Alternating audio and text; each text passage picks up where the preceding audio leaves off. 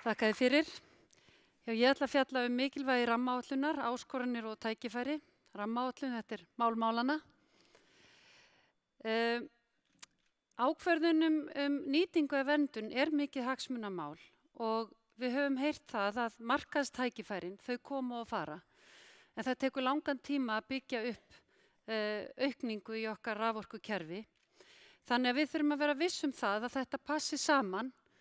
Allavega kortleggja tækifærin þannig að við getum tekið meðvitað ákvörðun það hvenær á að nýta og hvenær á að vernda og hvenær á að skoða betur. Við stöndum frammi fyrir stórum ákvörðunum. Orkuauðlindirnar okkar, þær eru afar verðmætar og í raun og veru ef þið spáið í það, þetta er alveg ótrúlegt að við skulum búa yfir þessum orkulindum, endurnýjanleg orka og við höfum tækifæri til þess að byggja við þessa endurnýjanlegu orku. Þetta eru mjög öfundsverð staða. En þetta er ekkit ótakmarkaðar orkulindir og þess vegna skiptir máli hvernig við höldum á okkar málum. En það er ekkit nýtt að við Íslendingar þurfum að huga að okkar náttúrugæðum til þess að tryggja okkur ásættanleg lífskjör.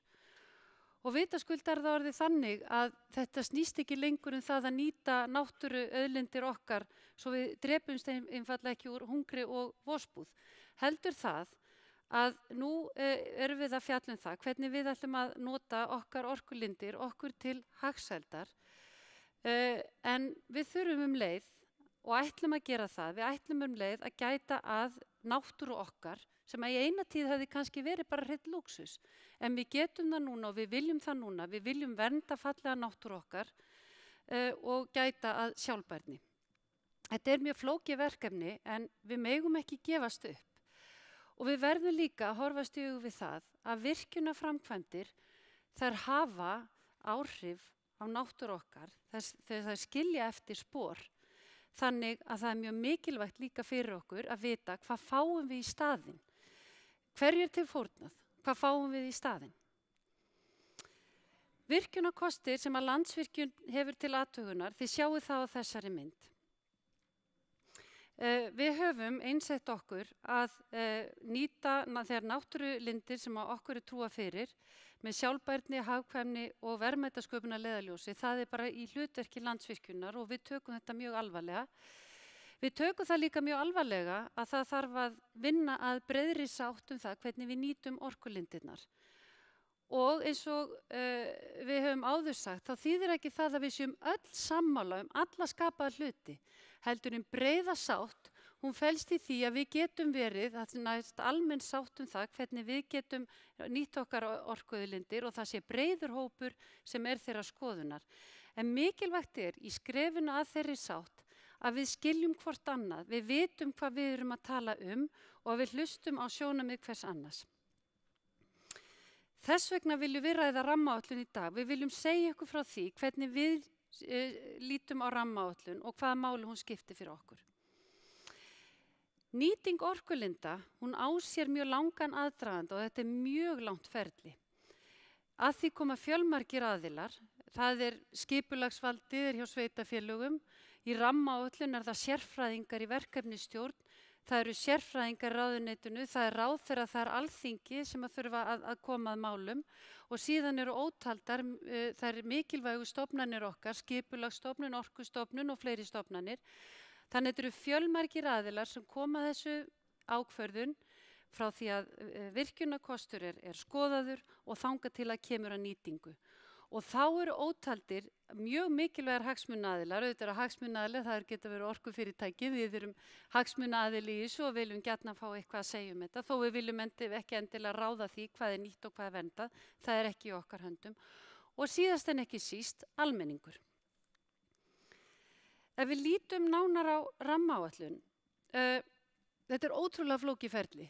Ef við bara hugsa það, hvers konar metnaður það er, að taka alla virkjunarkosti sem eru til skoðunar, safna þeim saman, safna gögnum saman og ætla sér að flokka þá með vitrænum hætti. Í raun og veru, ef þið farið að spá í þetta verkefni, þá er það risavaxið. Hins vegar, þá megum við ekki gleyma því að rammaáætlun varð ekki til í gær. Rammaáætlun á sér orðið 2 áratuga sögu. Það um 1993, 1995, þá eru sérfræðingahópar að störfum sem leggja síðan grunninn að fyrsta áfanga rammaáætlunar. Fyrsti áfangi rammaáætlunar var 1999 og sá áfangi bar yfirskriftina Maður, nýting, náttúra, rammaáætlun nýtingu vatnsafls og jarðvarma. Þetta var framkvæmda áætlun. Síðan tekum við annar áfangi rammaáætlunar 2003 og í þeim áfanga, hann var náttúrulega gífurlega langur, það var langt ferli, hann alveg til 2013, má segja, að í því ferli þá breytast áherslunar aðeins, já, breytast bara verulega vegna þess að þá fer orðið og hugtækið verndun að koma ríkari inn í þetta. Og þegar að rammaáætlun veittur lagalegu grunnur árið 2011, þá það lög verndar og orkunýtingar áætlun. En það sem svo mikilvægt í þessu það, og það sem Hörður kom inn á, að framkomi stefnumótun stjórnvalda orkunýtingu og hún sé skýr og hún endurspeglist í rammaáætlun. Rammaáætlun heildstæð langtíma áætlun. Hún heildstæð áætlun til langs tíma þar sem að virkjunarkostirnir eru flokkaðir í þessa 3 flokka, nýtingaflokk og biðflokk og verndarflokk. Og það eru mjög ólíkir þættir og margir þar til skoðunar. Þar fjallað verndar- og orkunýtingagildi landsvæða. Þar líka fjallað efnahagsleg, umhverfisleg og samfélagsleg áhrif nýtingar. Og þetta bara mjög mikilvægt. Það mjög mikilvægt að allir þessi þættir séu til skoðunar og við hjá Landsvirkjun höfum beðið það að það sé líka skoðað. Það líka skoðaðir efnahagslegi þættir vegna þess að það skiptir máli, eins og ég sagði áðan, að við virðum fyrir okkur hverju til fórnað og hvað fáum við í staðinn. Annað líka sem mjög mikilvægt að við teljum, það það að gögn rammaáætlunar, það eigi raun að miðast við umhverfismat áætlunar. Og ef það segir ykkur ekki neitt, þá kannski segir það ykkur eitthvað að eftir umhverfismati áætlunar kemur mat á umhverfisáhrifum einstakra framkvæmda. Þannig að það munur á því hvað beðið í rammaáætlun og hvað beðið í mat á umhverfisáhrifum. Flokkun virkjunarkost í orkunýtingar flokk, hann þýðir ekki sjálfkrafa nýtingu. Alveg eins og flokkun virkjunarkost í verndarflokk þýðir ekki sjálfkrafa friðlýsingu landsvæðis, heldur tekur við ákveðin málsmeðferð.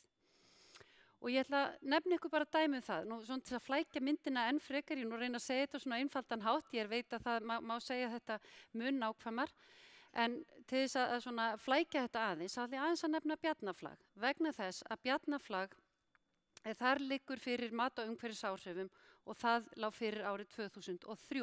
Þetta var áður en að þetta fór í þetta ferli, annan áfanga rammaáætluna, það sem að við tölum að nýjir virkjunarkostir þurfi síðan að fara í umhverfismat.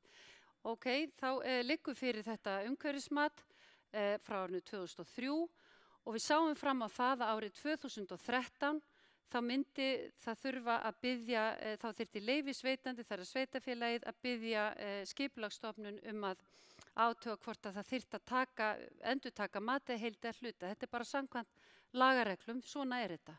Og við hjá Landsvirkjun við ákváðum að hefjast handa áður en þessi tímapunktur kæmi til þess að fara vel yfir matið og athuga hvaða þætti þar þyrfti hugsanlega endurskoða.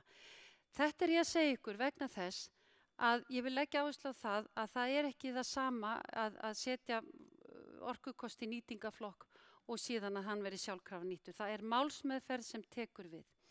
Eitt það sem skiptir náttúrulega máli við það að virkjunarkostur verði settur í nýtingaflokk og það það að þá geta stjórnvöld farið að fjalla hann. Þannig að það mjög mikilvægt fyrir okkur, orkufyrirtæki, Landsvirkjun, að fá þá kosti í nýtingaflokk sem að menn sjá fyrir sér eftir að undangengnum mati, menn sjá fyrir sér að unnt sé að nýta. Þannig að þá hægt að taka, þá tekur frekari málsmeðferð við sem líka afar mikilvæg. Og þess vegna ætla ég aðeins að fara við mat á umhverfisáhrifum. Það þá mat á einstökum virkjunarkosti til mótvægis við þá rammaáætlun sem fjalla meira heildaráætlun til langs tíma, þar sem að virkjunarkostir allir flokkar, en mat á umhverfisáhrifum þarf að taka fyrir eina virkjunarframkvæmd og þú ert að meta umhverfisáhrif hennar. Og það liggur til grundvallar, það liggur til grundvallar gögnum rannsóknir, það liggur til gögnum grunnástand náttúrunnar og gögnum virkjunarkostin. Það gerð tillagað matsferli og síðan tekum við málsmeðferð sem endar á því að skýrsla mat á umhverfisáhrifum send Skipulagsstofnun.